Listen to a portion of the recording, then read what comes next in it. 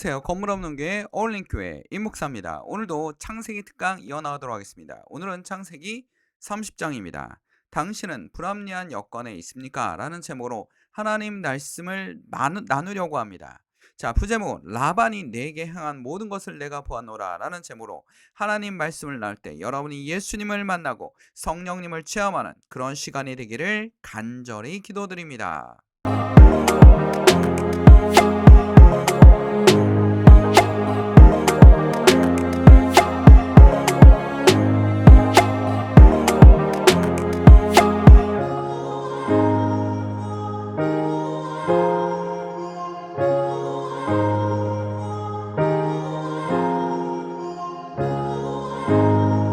여호와께서 내게 행한 일에 보답하시기를 원하며 이스라엘의 하나님 여호와께서 그의 날개 아래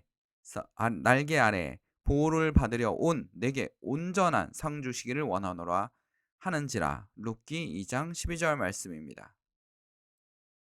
자, 불합리하다는 이론이나 이치에 합당하지 아니함을 뜻하는 형사입니다.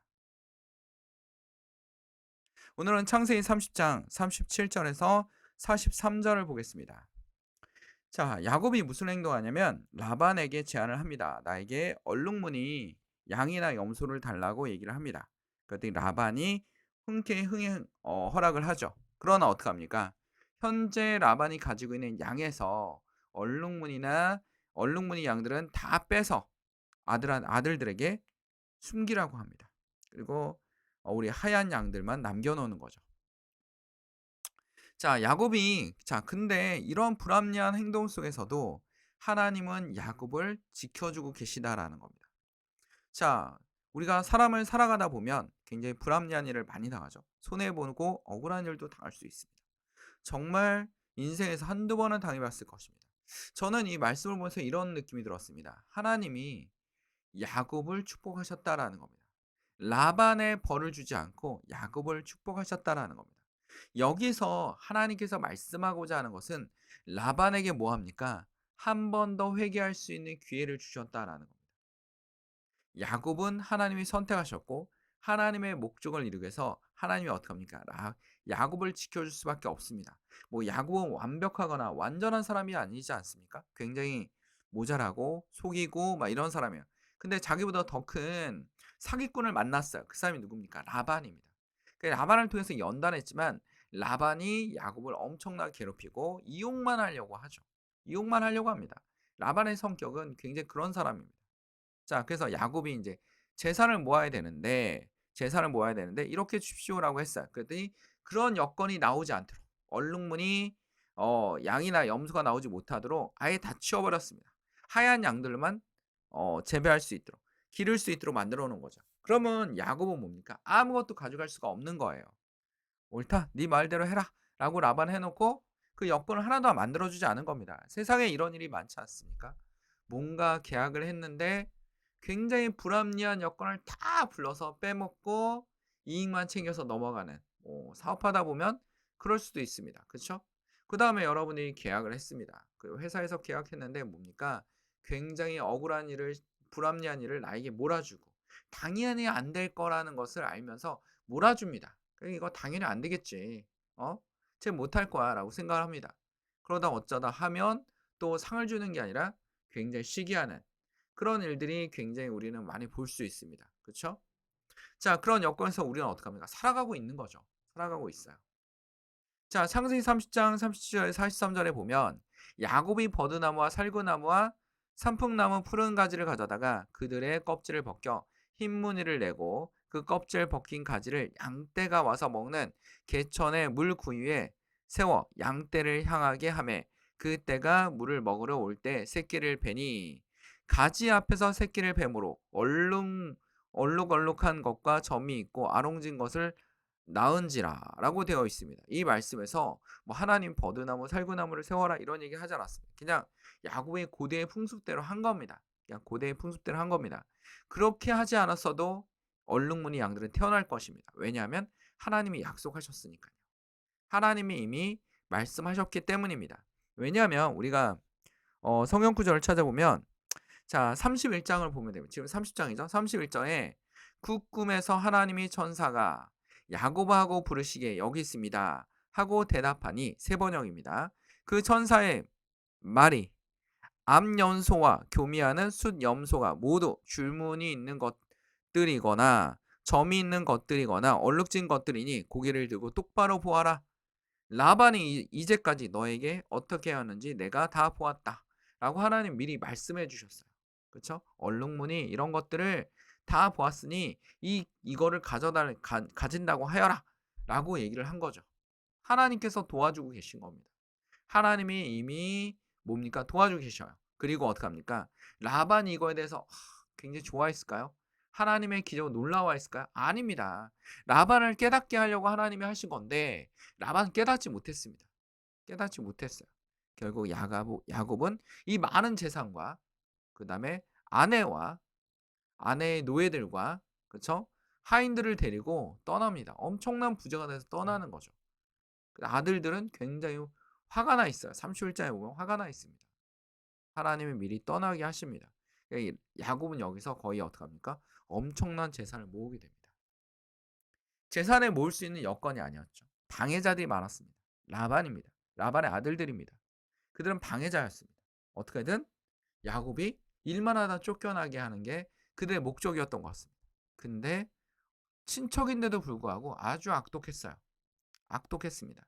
근데 하나님께서는 야곱의 재산을 늘려주신 거죠. 그리고 하나님이 야곱과 함께 한다는 것을 알려주신 겁니다. 여기서 라반은 어떻게 했을까요? 하나님께 영광을 두고 하나님께 무릎 꿇고 기도했어야 되는데 그런 장면은 나오지 않습니다. 안타깝죠? 안타깝습니다. 그러나 야곱은 하나님의 축복대로 많은 재산과 아내를 데리고 두 아내를 데리고 떠납니다. 그리고 그 12명의 아들, 딸 디나까지 데리고 나옵니다. 그래서 아들들이 정말 많은 축복을 받았죠. 그 전까지 아브라함은 이삭밖에 없고 어, 자, 이삭밖에 없고 이삭은 두 아들밖에 없지 않습니까? 근데 그중에 야곱이 12명의 아들을 얻었습니다. 굉장히 풍족하게 자녀들을 얻게 된 거죠. 가지 앞에서 새끼를 뱀으로 얼룩무늬한 것과 다 얼룩무늬로 태어난 거예요. 얼룩무늬, 염소, 얼룩무늬, 점박이 뭐 이런 애들만 태어난 겁니다.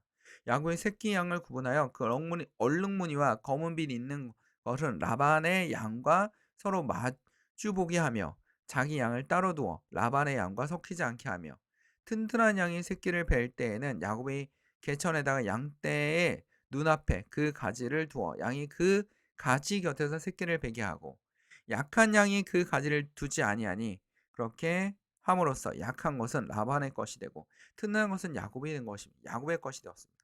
튼튼하고 건강한 양들만 야곱의 재산으로 엄청나게 불어났죠.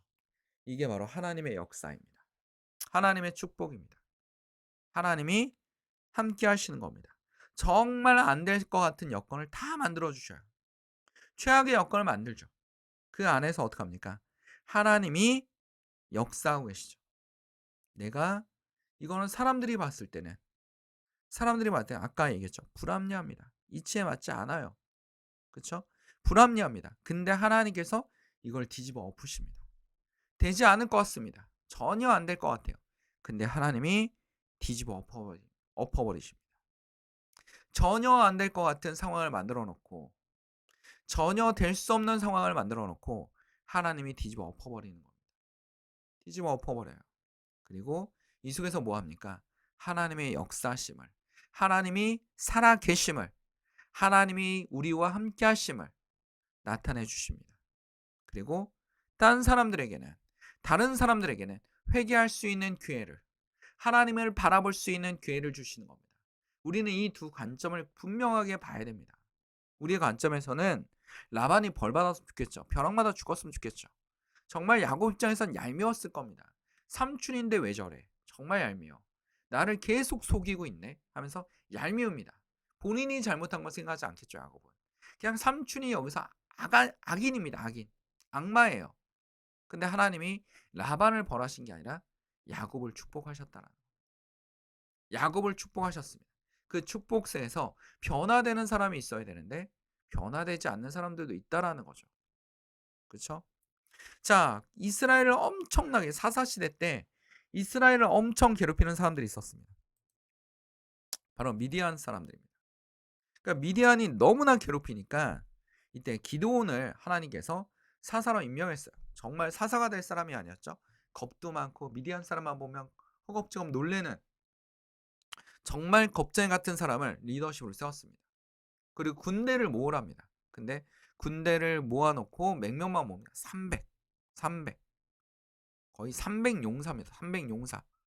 300 용사를 모아놓고 어떡합니까? 미디안을 물리쳐요. 방법도 그렇죠. 횃불을 사용하고 나팔을 불고 굉장히 많은 것처럼 느끼게 전술까지 만들어줍니다. 하나님이. 그래서 엄청난 승리를 거두죠. 이런 겁니다. 하나님이 여건이 300명으로 어떻게 미디안을 이깁니까? 라는 우리의 생각입니다. 우리의 생각. 300명으로 어떻게 이깁니까? 그쵸? 솔직히 말해서 이런 건 역사에도 너무 많지 않습니까? 거대한 아시아의 제국, 페르시아. 아주 거대합니다.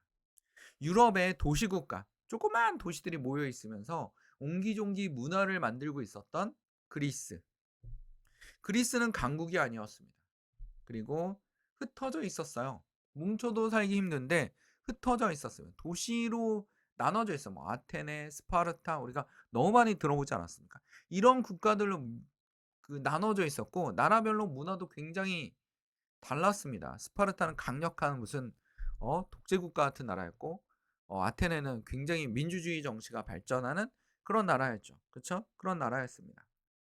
자, 그런 나라와 이 거대한 페르시아 왕권이 굉장히 강력한 중앙집권국가 강했던 당시의 고대 중앙집권권이 굉장히 강했던 페르시아 군대와 어떡합니까? 전쟁이 벌어졌어요. 전쟁이 벌어졌어요. 이 전쟁에서 누가 이길 것 같습니다. 당연히 페르시아의 승리죠. 왜? 모든 군사력이나 전쟁 경험이나 중앙 집권이나 훈련받은 군사력, 모든 숫자. 근데 그리스는 굉장히 좁은 군대에 나서 싸울 사람에서 모아가지고 농사 짓던 사람들도 나오고 연극하던 사람들도 나오고 하면서 칼 들고 나와요. 자체 무장해서 나와요, 그냥. 뭐 칼이나 이런 걸 국가가 나눠주는 게 아니라 자기네들이 그냥 사놓은 겁니다. 칼, 방패 뭐 이런 걸 사놓고 무장해서 나와요. 스파르타는 또 굉장히 강력한 국가였지만 극소수의 자유민밖에 없었기 때문에 그들이 극소수를 가지고 나옵니다. 그런데 이 전쟁 누가 이겼습니까? 역사 속에서도 그리스가 승리했습니다. 그걸 기념한 게 뭡니까? 마라톤 아닙니까? 마라톤. 올림픽 할 때 마라톤 하는데 마라톤 선수가 없는 나라가 있어요. 유일하게. 누굽니까? 페르시아의 후손인 이란. 이란은 마라톤 선수가 없어요. 그렇죠? 우리가 고대 패한 것을 기념하는 운동이니까 하고 싶지 않겠죠. 당연히 하고 싶지 않을 겁니다. 그렇죠? 그 일본 사람들 이순신 장군 뭐 이렇게 몸만 걸어도 굉장히 싫어하잖아요. 그런 것처럼 어, 이 기도원이 300의 용사를 가지고 하나님의 이름으로 어떻게 미디안을 정복했습니다. 부셔버렸습니다. 부셔버렸습니다. 야곱이 얼룩무늬 염소나 얼룩무늬 양이나 전박이 양이 나올 수 없는 확률이었어요. 그런데 쏟아져 나온 건 다 뭡니까? 전박이, 얼룩무늬. 하나님의 역사가 아니고서는 이루어질 수 없다라는 겁니다. 이루어질 수 없다라는 겁니다. 나의 여건이 안 좋고 최악일지라도 하나님의 끈을 놓지 않는다면 하나님이 이 여건에서 여러분에게 하나님이 나타내시고 하나님이 임재하시고 하나님이 살아계심을 나타내시는 여러분이 되시를 간절히 축원드립니다. 자, 아주 유명한 이야기입니다. 우리 카디자 윌리엄스입니다. 어디서 태어났습니까? 길거리에서 태어났어요. 쓰레기통에서 태어났습니다. 미국의 그 당시의 초강국이었던 미국에서 쓰레기통에서 태어났습니다. 엄마가 노숙자예요. 그러니까 미국에서 음식물 쓰레기 쉽게 버리잖아요. 그 음식물 쓰레기 버린 걸 가지고 먹고 사는 그리고 길바닥에서 뉴욕 신문을 막 버리지 않았어요. 뉴욕 같은 경우는 우리 뭐가 있습니까? 최고의 금융 도시가 있지 않습니까? 월스트리트라고 금융 도시가 있으니까 신문지가 막 버려지고 막 이러니까 그걸 읽고 학교 다니면서 이제 국가에서 지원한 학교를 다니면서 공부를 하고 해가지고 어떡합니까? 하버드를 비롯한 여러 명문대를 합격했습니다. 카든 윌리엄스가 공부하니까 어렸을 때 뭐라 했냐면 이 길바닥에서 공부해봤자 네가 뭐 좋은 일이 생기겠냐? 라고 이런 분위기였습니다. 근데 어땠습니까? 하버드대를 붙고 여러 명문대를 붙었어요. 그리고 하버드 대학을 전액 장학금으로 다닐 수 있는 특권을 누리게 되었습니다. 정말 놀랍지 않습니까? 정말 길거리에서 아무것도 없는 곳에서 태어나서 움직이는 이 하나님의 놀라운 역사. 하나님의 힘이 아니고선 이런 일이 일어날 수가 없습니다. 우리에게 그런 하나님의 힘이 있습니다. 우리에게는 하나님의 능력이 있습니다. 정말 기적 같은 일들이 일어나는 하나님의 힘이 있다라는 겁니다. 오늘도 우리와 함께 하시는 하나님을 바라보면서 하나님의 능력을 생각해보면서 오늘도 하나님께 기도하는 하나님을 의지할 수 있는 주의 성도 여러분이 되기를 간절히 축원드립니다. 하나님은 지금도 살아계시고 역사하시고 예수님은 여러분 옆에 살아계십니다. 우리는 이것을 잊지 말아야 할 것입니다. 오늘 말씀 한번 보겠습니다. 다니엘입니다. 나의 하나님 이미 그의 천사를 보내어 사자들의 입을 봉하셨으므로 사자들이 나를 상하지 못하였사오니 이는 나의 무죄함이 그 앞에 명백함이요 또 왕이여 나는 왕에게도 해를 끼치지 아니하였나이다 하니라. 다니엘서 6장 22절 말씀입니다. 하나님은 사자의 입도 막습니다. 이 말을 꼭 기억합시다. 다 같이 기도하겠습니다. 사랑하는 충만하신 아버지, 오늘도 주의 말씀을 통하여 깨닫게 하시고 우리에게 힘이 되시고 주님이 오신 크리스마스가 다가오고 있습니다. 하나님이 태어난 예수님이 우리를 위해서 오신 그날을 기억할 수 있는 주의 성도들이 되게 하여 주시옵소서. 어둡고 침침한 속에 있는 사람들의 악한 영들이 떠나게 하시고 질병 있는 사람들에게 치료함을 더하시고 그들에게 희망을 넣어 주시옵소서. 식탁 위에 오늘도 음식이 떨어지지 않게 하시고 하나님께 감사하며 살아가는 주의 성도들이 되게 하여 주시옵소서. 모든 걸 주님께 맡기며 예수 그리스도 이름으로 기도드립니다. 아멘.